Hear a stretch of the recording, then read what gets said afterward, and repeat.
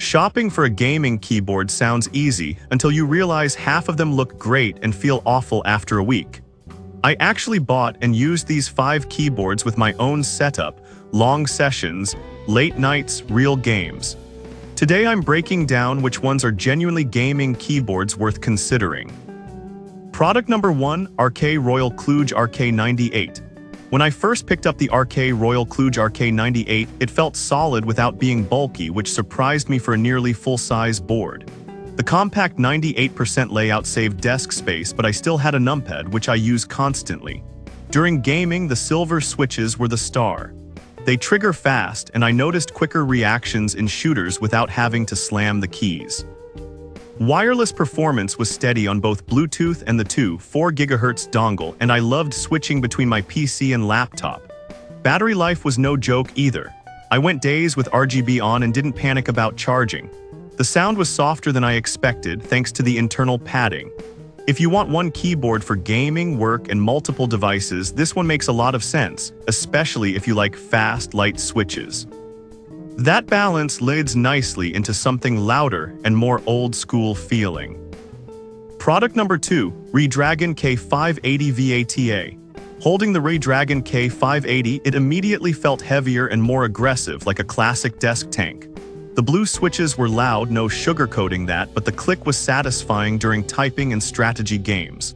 What stood out in real use were the macro keys. I recorded combos on the fly while gaming and didn't have to install anything, which I appreciated. The volume wheel became something I used constantly, especially during streams and Discord chats. RGB was bright and customizable straight from the board, which saved time. During longer sessions, the keyboard stayed stable and never flexed. This one isn't for shared spaces or quiet nights, but if you like clicky feedback and hands-on control, it delivers. It's a great fit for MMO players or anyone who loves physical buttons and quick access, and it naturally pushes us toward a quieter, more relaxed option for everyday gaming comfort at home. Product number 3, Logitech G213 Prodigy. Picking up the Logitech G213, it felt lighter and more streamlined, almost like it was built for long desk days. The keys aren't mechanical, but during testing they were snappy and consistent, especially for fast-paced games. I liked how quiet it stayed while still giving feedback. The integrated palm rest made a bigger difference than I expected during extended sessions. RGB zones looked clean rather than flashy, and syncing them with other Logitech gear was simple. It handled spills and crumbs better than most keyboards I've owned, which matters more than people admit. If you want something dependable, comfortable, and low maintenance without dealing with switch swaps, this keyboard fits nicely. That practical vibe sets the tone for something even quieter and more forgiving for shared spaces and late-night sessions with friends nearby at home setups everywhere. Product number 4, HyperX Alloy Core RGB. The HyperX Alloy Core felt sturdy the moment I set it on my desk, with a solid frame that didn't slide around. The keys were quiet and soft, which made it easy to game late without annoying anyone nearby.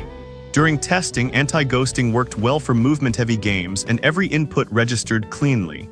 The RGB light bar was my favorite visual touch, adding glow without being distracting. I spilled a small amount of water on it accidentally, wiped it off, and kept playing, which honestly sold me. Media keys and quick access buttons were simple and useful, especially game mode. This keyboard is great if you want comfort, silence, and durability without mechanical noise. It's especially friendly for shared spaces, and that naturally leads us into a combo setup aimed at beginners and casual play, where value and simplicity matter most for everyday desks and gaming nights at home too much. Product number 5, RIA Gaming Keyboard and Mouse Set. When I unboxed the RIA keyboard and mouse combo, it felt basic but comfortable, like something made for long office days.